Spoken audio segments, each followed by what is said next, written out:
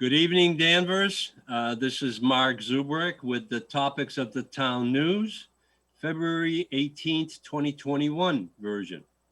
Today we have Michael Hagan as a co-host, and we also have a very special guest, Jane Dean. She's the former Danvers and Beverly Airport Commissioner for the Beverly Airport, and we'll be discussing that later.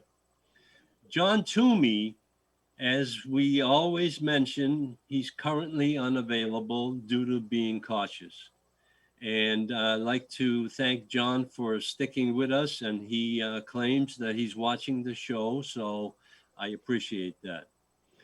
Now we get into our show and presentation of the news stories. Our format will change a little bit. What I like to do is give our audience an advance notice of what subjects we'll be talking about. Our production today will consist of 5 segments, well, possibly 6. But the first segment will be Selectmen's Meeting Results and Update, Municipal Light Board Request for Increase in Rates, Danvers School System Committee Meeting, the budget and the investigations that are going on. Open meeting law violation, a letter from the Massachusetts Attorney General's office regarding the David Mills violation of the open meeting law. Danvers school system investigations and the lack of reports. Beverly Airport meetings and the master plan that is being proposed. And what we'll talk about at the end is national and local coronavirus status, Danvers state and national issues. So let's move on. David, we need our first picture or our first story that basically will be talking about, I fear the day that technology will surpass our human interaction. The world will have a generation of idiots. That was stated by Albert Einstein in the past history of our generation that we're going through. We are embarking into a new era of our social engineering and development that is being taken over by electronic media and medium. We rely on social media for information. Is this where our news should come from? So the next picture that we have is about our news media and our social systems that we have in place. The greatest weapon is not a gun or a bomb. It is the control of information. To control the world's information is to manipulate all the minds that consume it. And that goes right back to our social systems. This picture is basically self-explanatory. So now we move on to the report on story number 1, recent activities and selectmen's meeting February 16th. The key issues that I brought back from that meeting, and I watched it all the way through, Municipal Light Board was a presenter of another rate increase. Now, Municipal Light Board has been manipulated by the town hall over and over again because what town hall wants to do is reap more of the pilot costs or benefits that the town collects from the Municipal Light Board, and that comes from your and my electric bills. Now, the Municipal Light Board proposed this fee, and I received a lot of information from individuals, is that basically even on the residential rate, the rate is not going to go up, but there's going to be a $7.50 or $15 fixed charge for electricity for being connected to the electric grid. So now what it turns out to be, I just received an email this afternoon. One individual is reporting that this will increase his bill by 19%. Now, the issue at the selectmen's meeting was that the small businesses were going to get hurt. But the small businesses and the small users are getting a reduced rate anyway. So what we need to do is we need to analyze the rates. And I am at fault in a way because of coronavirus. I have not been able to attend these meetings because now they're on TV. And usually I had input into their meetings, and this has not happened. But for your information, there's a investigation going on that was initiated 2 years ago with the Department of Public Utilities about the spending of the extra cash that the electric company has contributed. There's two $5 million investments into the retirement fund for the town. There's a $7.5 million cost of the meters, which they also talked about. And the meters are being replaced because they were faulty. So under warranty, they got the meters, but now they have to pay for the installation. So those were the issues that were discussed. The last issue that was discussed at the end of the meeting, and it was cut off, is the master plan was discussed at the Danvers resident complaints that were aired. Response, it is what it is. That was the response. But what I was told and what we were told is that on March 2nd, the manager of the airport is coming to Danvers at one of their meetings and will be pleading her case for the master plan that's coming up. And we'll be talking about that soon. All right. So I'm doing all the talking here. Michael, have you had any results? You watched the meeting probably. And what do you think? Well, I dare say I'm not a watchdog like you are when it comes to the electric. But when you're talking about the extra $10 or $15 to be connected, I think the people in Texas right now would pay $200, to get connected. But that's the one thing that I thought I would bring up at this stage is that Texas is going through this winter with very serious consequences to the residents. And I worked in Texas. I worked at Texas Utilities at the nuclear plants down there. And the regulations that they had to jump through all kinds of hoops because of the federal and state governments. Now they're paying their dues because they were not prepared for this kind of a emergency where the weather turned similar to what we have. But we're used to it. right, exactly. But when you talk to people that live there and they've been out of power for 4 or 5 days, even longer, 57 degrees, the food's spoiling, their gas tank is on E, they can't get gas, the stores are closed. Now they're saying, why did I move to Texas? Right.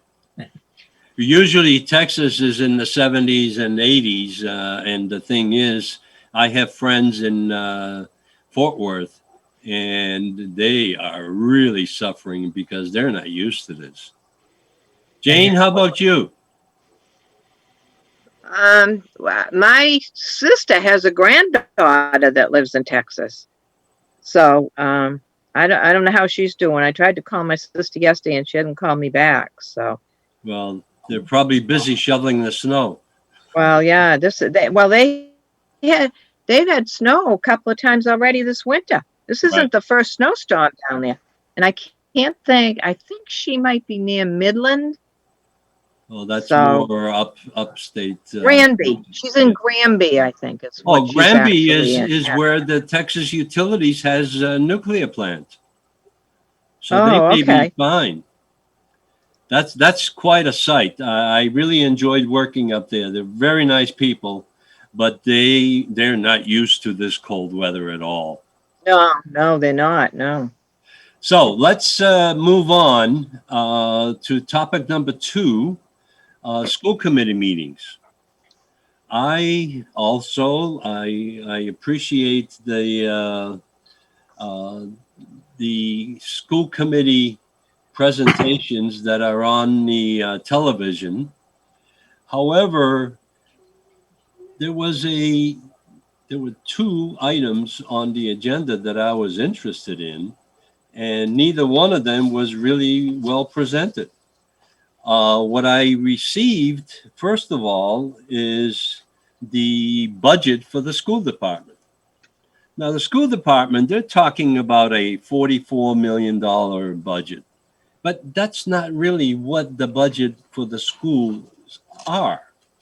The budgets for the school consist of 2 components. One is administered by the school committee, which is for the personnel and the education process.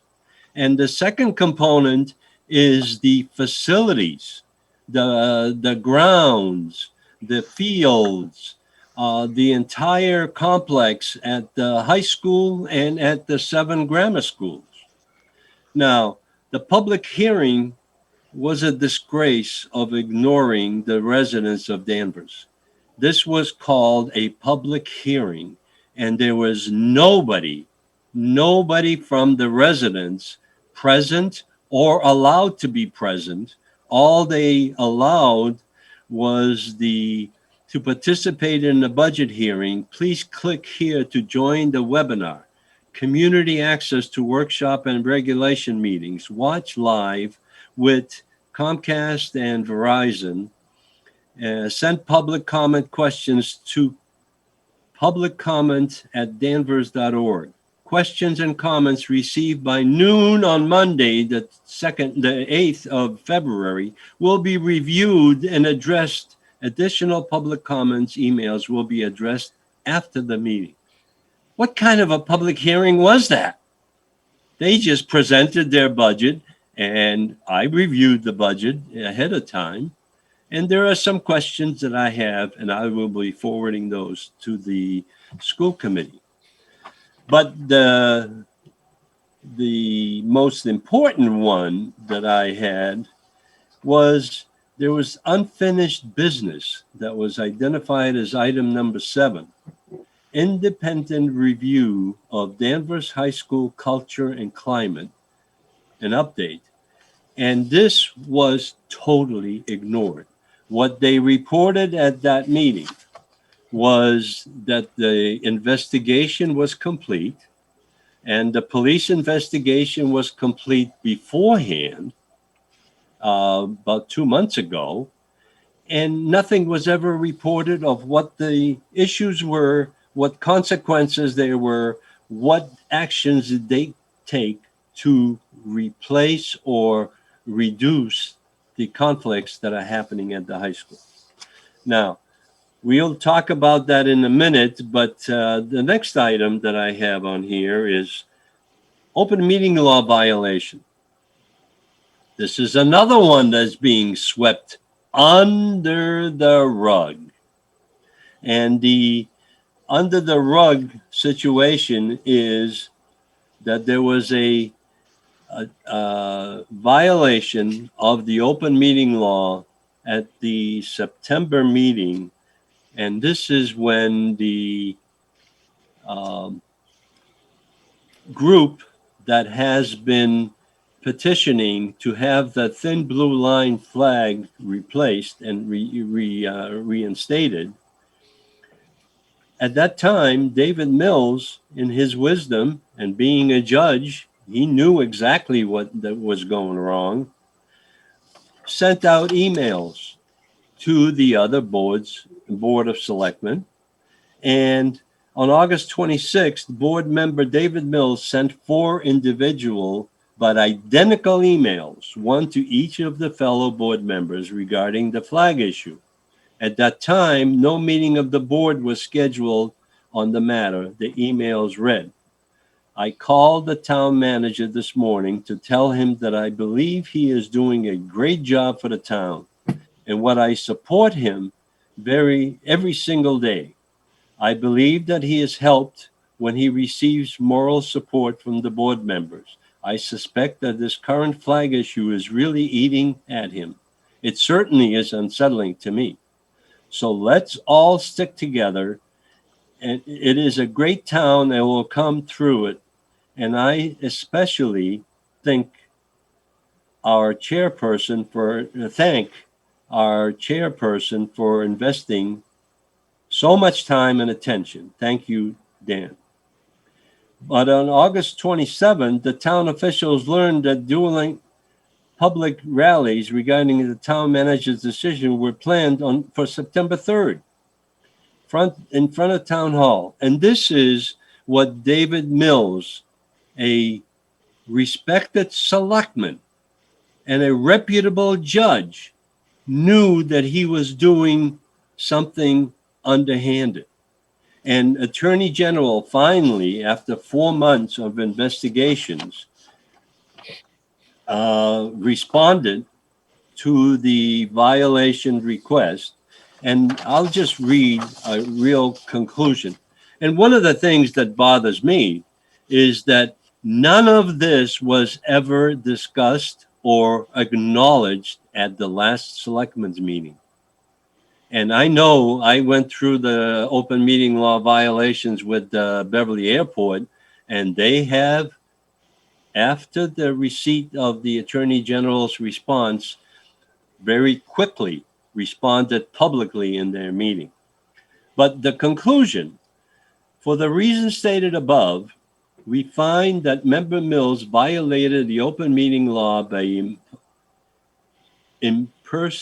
impermissibly deliberating via email. We ordered the board immediate and future compliance with the open meeting law and cautioned the board that the determination by our office of similar violation in the future may be considered evidence of intent to violate the open meeting law. As the board discussed the substance of the emails at its next meeting, we order, see, there you go.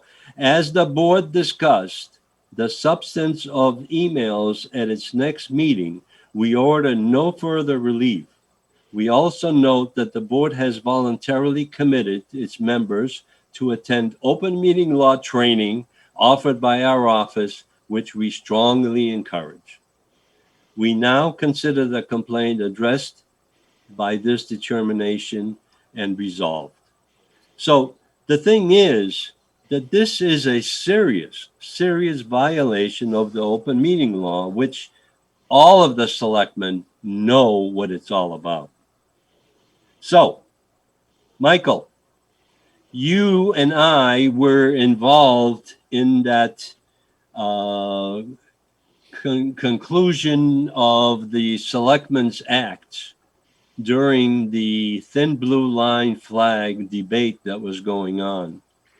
And one of the things that I am concerned about is that by these actions of the Board of Selectmen, they have basically instituted Article 2, which claimed that everything was great and everybody should be respected.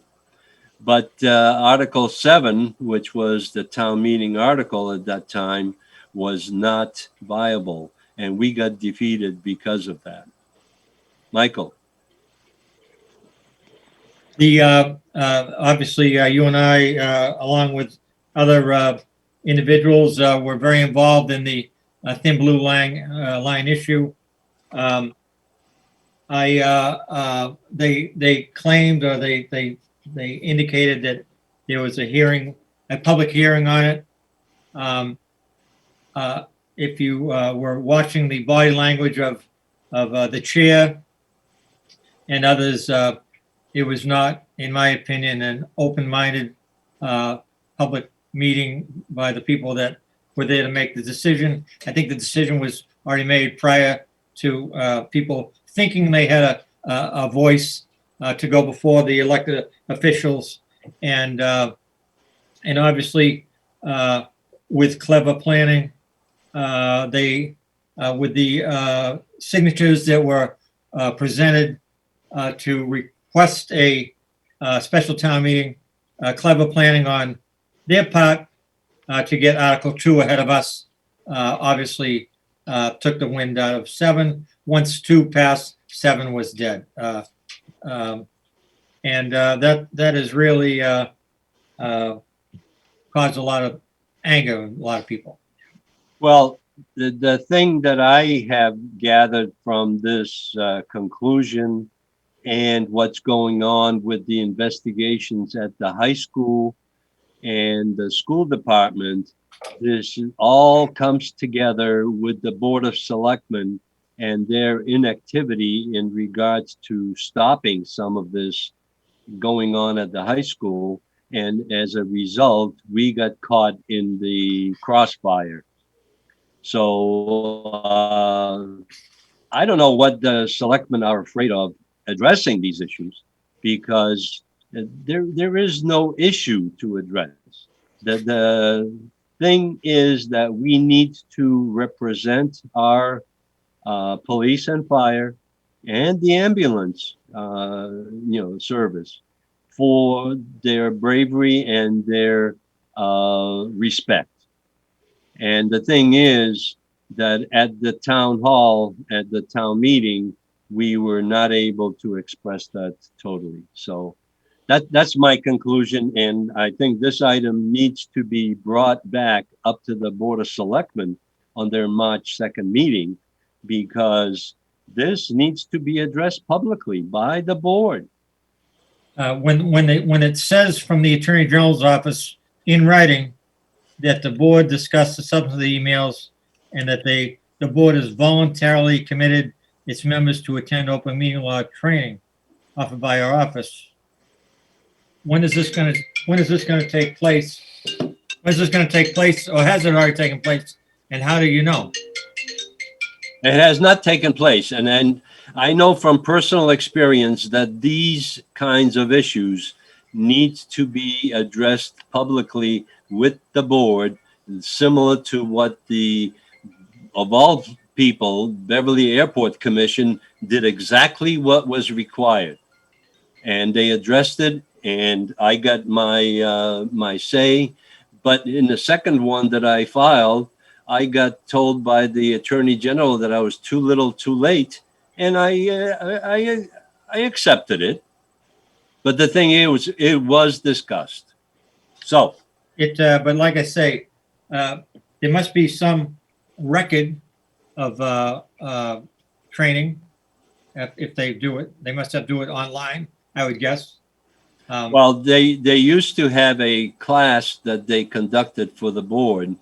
And sometimes it's about an hour, and I used to have to sit through that as well. And this is nothing new. When I was in the police department, we had to take ethics training online, Right. conflict of interest, library, where we faced with stuff like that. But I mean, it's on record. So if they're saying that, and even when it was looked like, when even in the blue line flag issue, when it looked like there was a chance that there might be a compromise involving us and our committee, it was deep sixth. And I haven't heard if there's been a committee, who's on it, have they met, and what are the results? I haven't heard a thing. Well, what I've been told has been reported to me that there is a 16-member committee to determine what kind of flags can be flown and when they can be flown and all that. And the thing is that their meetings are being held in private. They're not public meetings. So what I may have to do is ask for the minutes of the meetings by a FOIA request. Maybe a good idea. Would they be subject to the open meeting law? I don't know. I can't tell you that for truth. I'll be guessing. Yeah. So let's move on. And we're almost halfway through. We're going into topics number 4, which is the Danvers High School investigations and lack of information, current status of Danvers High School student complaints of discrimination and other infractions. The questions that I've raised, even on our last show, is where is the investigation report regarding this matter? At that time, I even stated that the police department did a very thorough investigation of the dog bites, and there was more investigation than the children of Danvers deserve. What is the real story behind this? Nobody's talking. Nobody's claiming to divulge any information about it. What does the public really know? They don't know, and is being swept under the rug. I have today sent in a FOIA request, and this has been submitted to the town clerk to provide why and how extensive is this problem by showing us or telling us what these reports conclude. The incident at Danvers High School led to a lot of discourse by our students, teachers, and police, and frightened many of our leaders, such as the town manager and the Board of Selectmen and the school committee. The thin blue line flag issue was also squashed due to fear of cancel culture generated by the issues of the high school with open meeting violations. The incident and the sweeping under the rug of all these allegations led to resignations and non-punishment of the perpetrators. These perpetrators include many students, teachers, primarily the investigators, and the administration, and the public needs to know. There is no conclusive evidence except the fact that this is the way it is done in Danvers. No public involvement in the investigation except silence. This is a public issue and needs to be exposed to what it is. The town management and the school administration should be held responsible. We need the investigation aired and resolve the issue brought up to the administration. The government, town government, and the school administration are a public entity and need sunshine. Michael?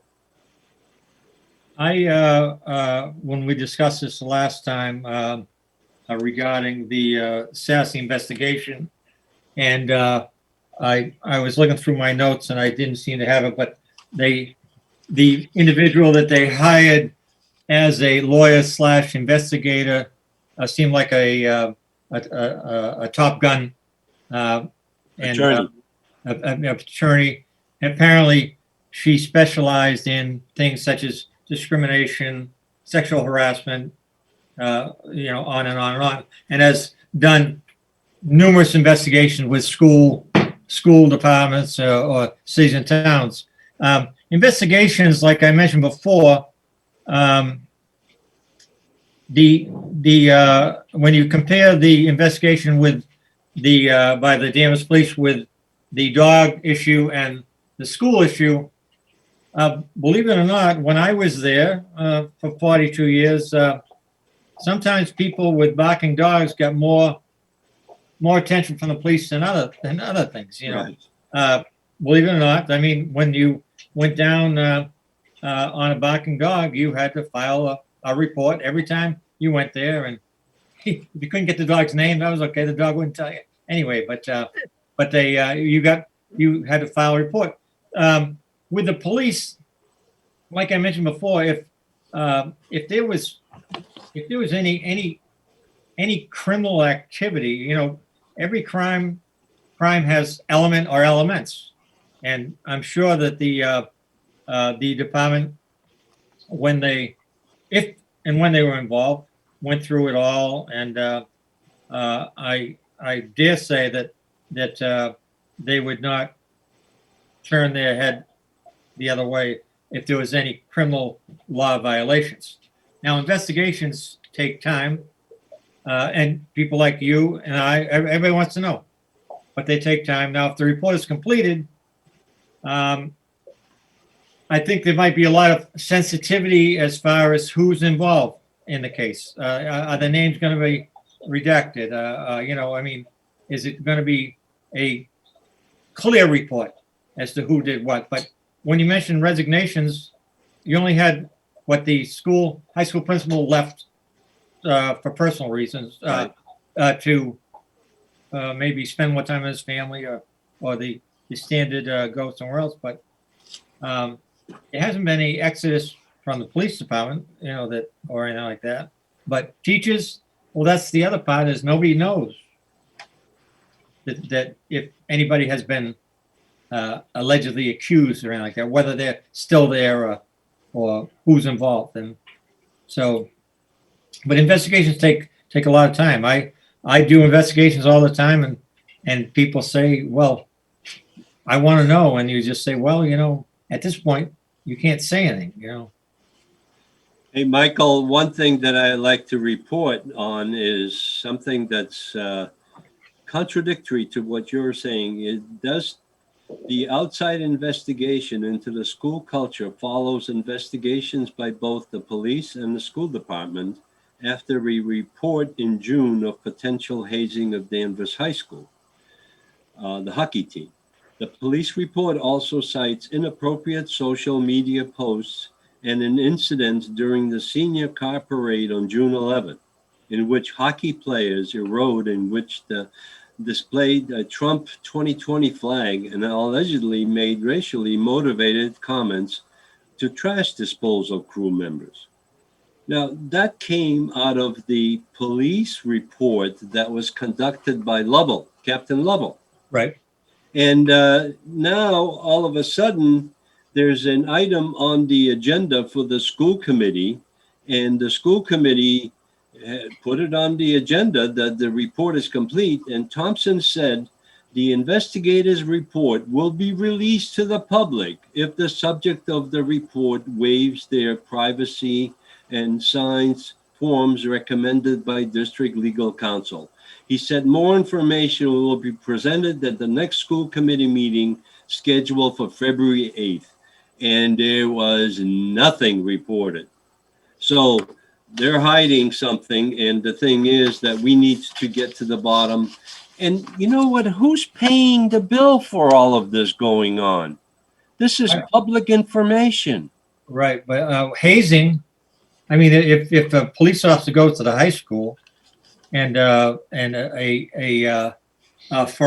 a call, and a student walks up and says, "Look, the reason I called you is there's been hazing going on in the locker room." What is the police officer gonna do?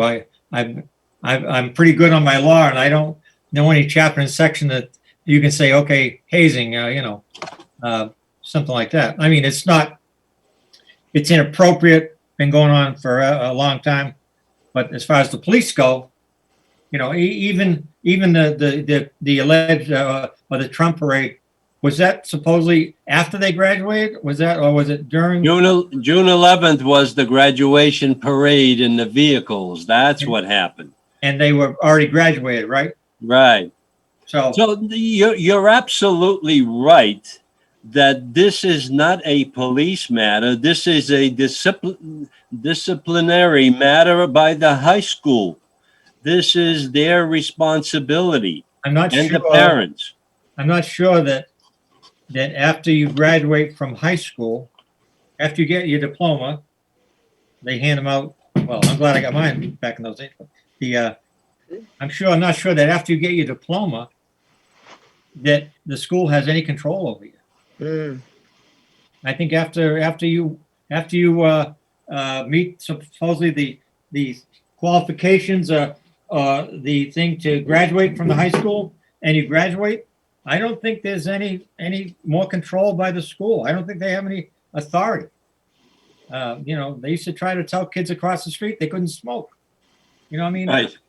At what point do they stop being in charge? You know, and like I say, they may not have any control over what happened. It's obviously not right, but you know, what are they going to do?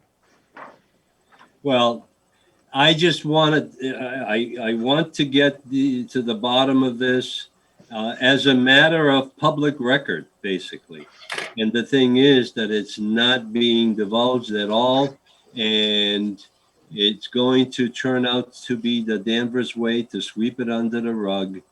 And the thing is that concerns me, because this will reoccur over and over again if this continues. So I certainly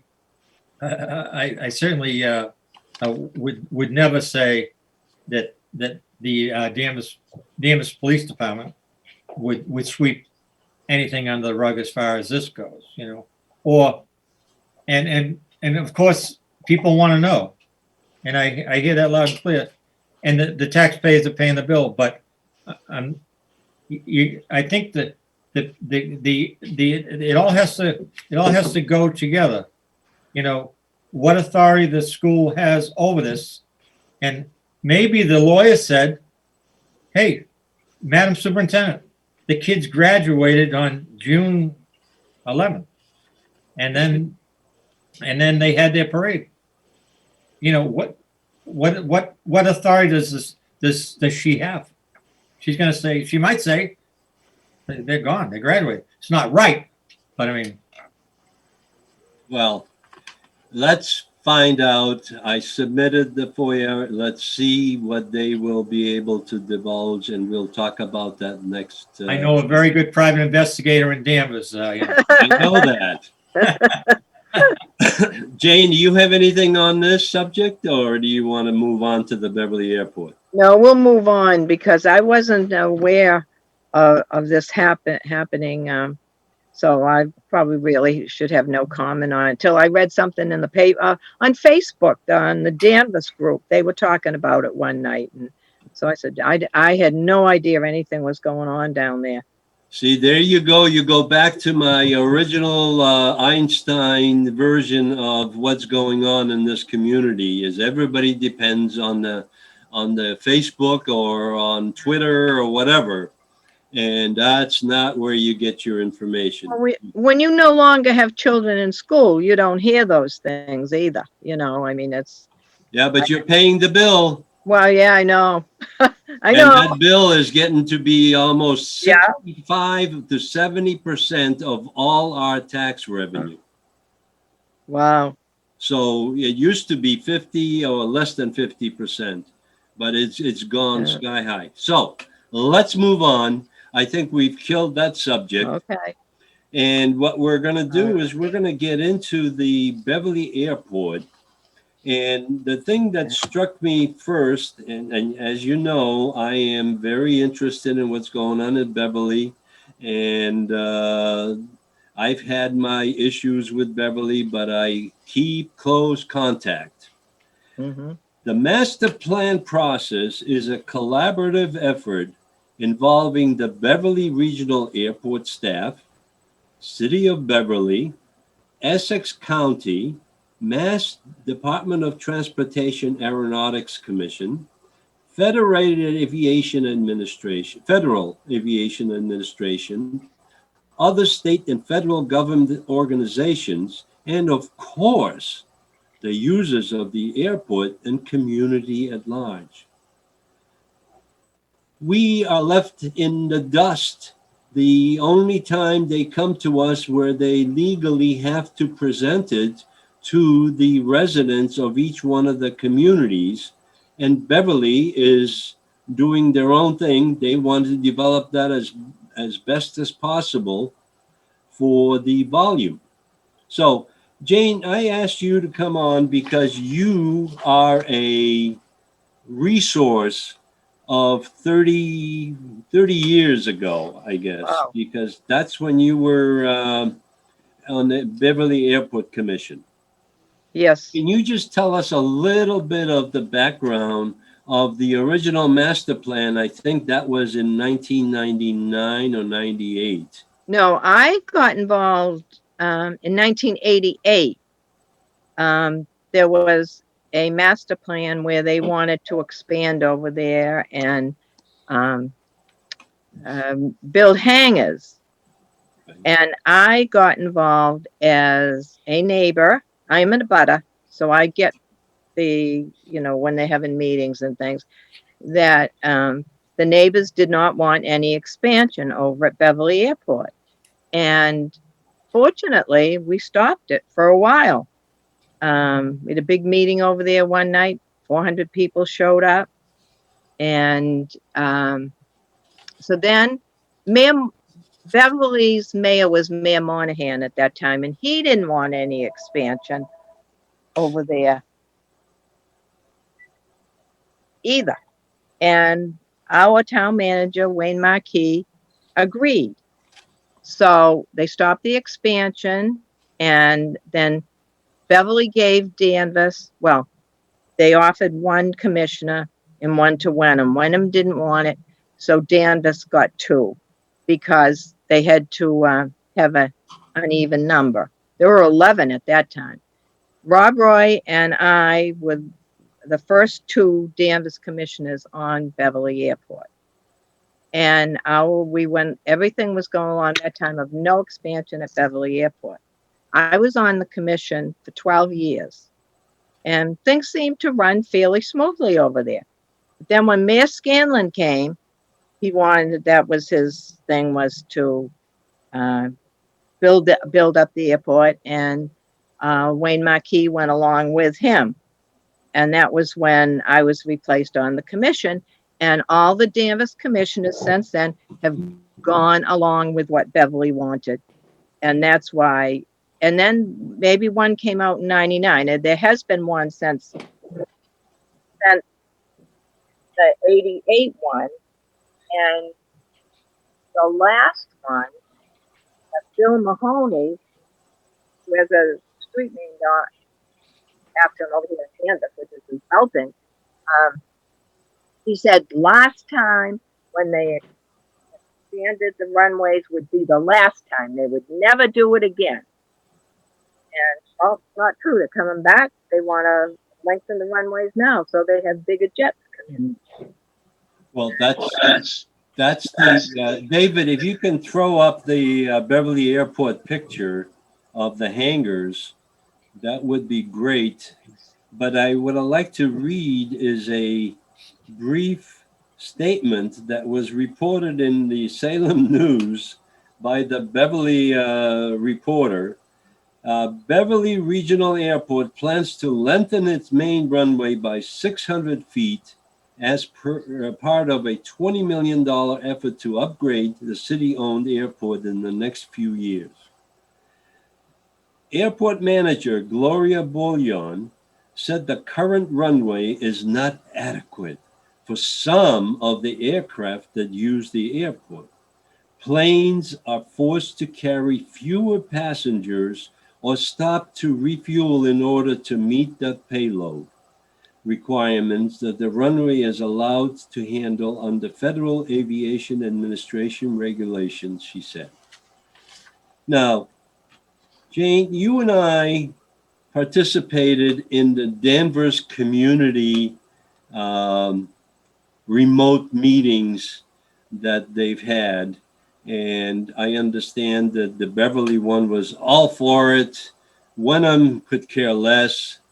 Now, the reason we got the two commissioners was for the cost of the taxes that were being levied against the Beverly Airport. There's 170 some acres that are part of the airport that are on Danvers property. No, 40 acres in Danvers.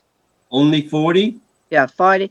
Oh, no, wait a minute. 40% of the Yeah, so it's 170 acres. Okay, 40% Now, of the airport. that 170 acres is basically abutting against Old Burley Street and some of the other streets that are down in that area. Yeah, Close to Bradford Wenham. Road, Burley, Old Burley. And also that in lieu of taxes was done by home rule, which can be changed back at any time. Yeah. And since all the Danvers commissioners the past 20 years or whatever, 15, 20, have gone along with Beverly, I think it's time to not have any Danvers commissioners over there and tax Beverly, because previously on what you've spoken about, we need money. Electric needs money. This needs, schools need money. You know what? We need tax money from Beverly Airport, because all we get is aggravation from them. Well, So they can what just go back and change it. That's Jane. That's why I concluded after the community remote conference that we had, Yeah. is that there are people out there that are being affected on a daily basis, especially during the summers when they cannot live in their homes without some plane buzzing. Now, the problem is not the recreational planes. Now it's the jets. They're getting jets in there that are running into this runway length problem, and they want to refine the airports to accept commercial flights. And when I mentioned on that telephone call that the objective of the Beverly Commission and the Beverly Airport manager is to have Boeing 737s, which are the smallest Boeing that can land in that length of runway. Now they're trying to expand that even further. So 5,001 feet of the runway is what they have been preaching forever. And now they got to the 5,001 feet. Right. Now they have a buffer zone that was allocated on both ends of the runway of 300 feet, which was cleared in the last 10 years. And now what they want to do is pave it so they can get even closer to the homes on Old Burley Street. Right. And with the problems those 737 had, do you want them flying around up over Danvers? Well, I have an issue, and I've raised that issue, is that even the small recreational planes should not be flying over our schools. Right. Our Danvers High School is affected by that. The Thorpe School, all the schools are affected by it. Yeah. Because God forbid if any one of those planes ever has an issue, mechanical issue, and bumps into a school, he's going to wipe up a lot of people. So the one thing that I noticed, Jane, is that you spoke about I guess, a neighborhood agreement with the Beverly Airport, that there was a good neighbor policy. Yes. What happened to that? Well, when I was first on the commission, they always said when Bill Mahoney came on, and I think he came on just to make it a regional airport. You go, oh, every time I said something, I used to say, oh, they want a Jetport up there, and they want a little Logan, and they got very upset with me every time I said that. And they said, oh no, we just want to be good neighbors. And then all of a sudden they did away with that policy. But there's another thing, because last Wednesday night, someone mentioned the touch and goes. Well, Lawrence kept their good neighbor policy. So on a Sunday afternoon, you will have somebody from Lawrence that has the airplane in Lawrence come down to Beverly to do their touch and goes. And then when they're done, they go home to Lawrence. So we have added touch and goes. Right. Well, but one one of the issues that was brought up, and they claim that it's such a reduction. The number of takeoffs and landings at Beverly Airport has actually increased during the pandemic, in part because of reduced commercial flying, Bullion said. There were more than 69,000 takeoffs and landings in 2020. Officials predict a modest annual growth rate of 1.2% over the next 20 years. 1.2% is all of the jets that they want to get in there, because the small planes, the recreational planes, and the training planes are fine. The one thing that they forgot is that in the past, the takeoffs and landings at Beverly Airport were at 144,000 takeoffs and landings. So the thing is, yes, it's been reduced because the economy is not doing well. Right, yeah. But now, why was the policy eliminated from the Beverly Airport and not from Lawrence? Because Lawrence wanted to be a good neighbor, and then they wanted to remain a good neighbor. Beverly didn't care. There you go. And that was done with the acclamation from the commissioners, right? Exactly. And the commissioners, go ahead. Okay, that probably was done more after the 99 master plan, because they knew with that they were working on it to become a jet port. That's what they wanted, jet port.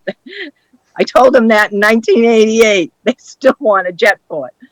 Well, they still want it right now as well, Right. because what I have been told, and this is, confidential information, but the information is that they want to get commercial planes in there, whether they're small, medium, or large, doesn't matter.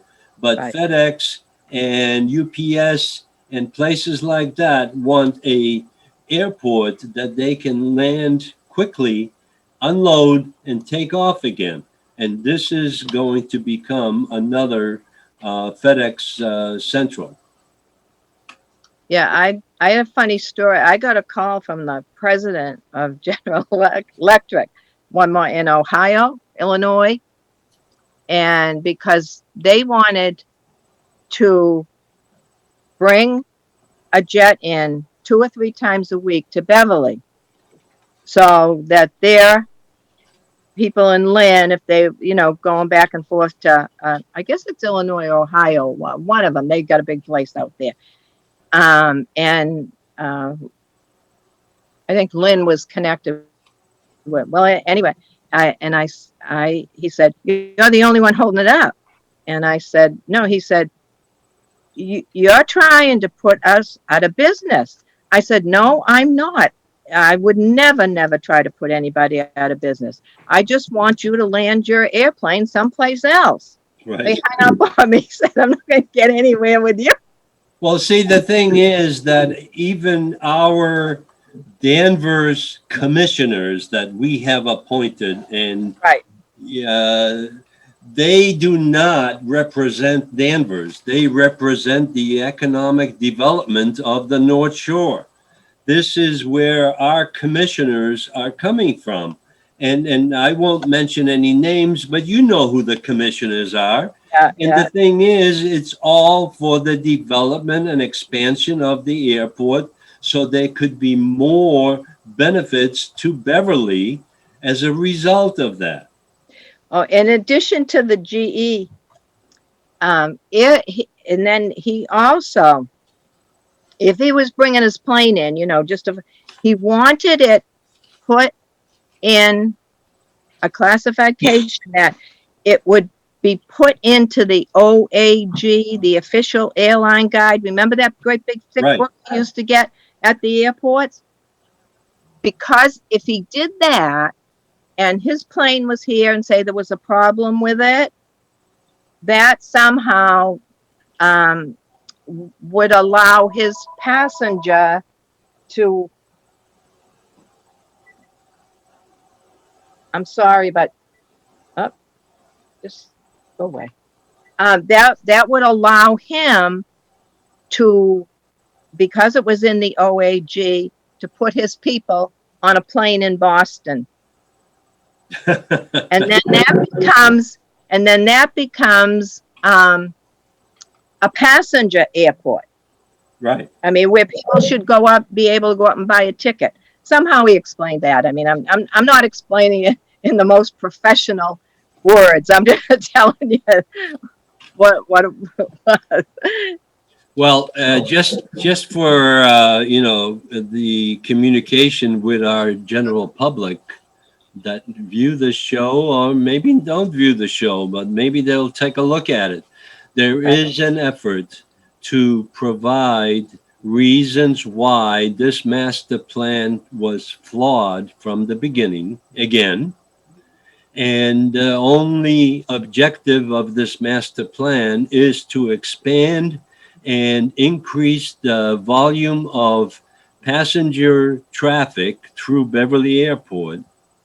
And there's no consideration given to the residents that abut and or basically have the airport in their living room. And with the extension of the runways, what I'm being told by the commissioners is that it's all driven by the FAA for safety purposes. Well, then reduce the number of flights and reduce the number of noise complaints that you're getting. And as a matter of information, on March 2nd, the selectmen are supposed to have a presentation by Gloria Bullion, the manager of the airport, at the selectmen's meeting. And I would seriously encourage every single abutter and participant in this town that is noise complaints should go to that meeting and express their views, because they only count the number of people that complain. We can sit here and complain, but it doesn't do any good. But at least there's a reaction. Well, I also think that anyone else in town, they don't have to be in Nevada, but if they don't want the town of Danvers giving tax money to Beverly, they have just as much right to say, hey, start charging Beverly. Get rid of the commissioners. You don't need them. They're not doing any good for the town over there. They don't participate. They don't defend the town. They do not care about what's going on in Danvers. Right. All they're interested in is expanding the service. Now, Michael, was that Jack? Yes, that is Jack. I love it. We got 2 minutes, so what I'm going to do is close it up. Michael, thank you for participating and bringing Jack with you. I want him to come to the show and show off himself. He could offer some opinions. I enjoyed it once again. I think we covered a lot. Too bad it wasn't a 2-hour show. Yeah. I could listen to Jane for another 3 hours. We've been very lucky with Beverly Airport in the sense that the crashes, what we've had, 35 years, I think, Jane. Can you see this? Oh, wow. Can you see that green circle? Yeah. Okay, that's a jet. On February 11th, that was supposed to be going down south someplace. Took off. It was going around in circles up there. It was going, so I don't know, like 143 miles, but at 300 feet. I got it all here. I'll make copies for all of you. Anybody that wants to know about that jet doing, I don't know what it was doing up there. It was on the schedule to go south. I forget now, down north of South Carolina. Jane, we're going to have to cut this off, but I wish you would bring that information, and we'll be meeting at the Selectmen's meeting on March 2nd regarding this. And I understand it's supposed to be an in-person meeting.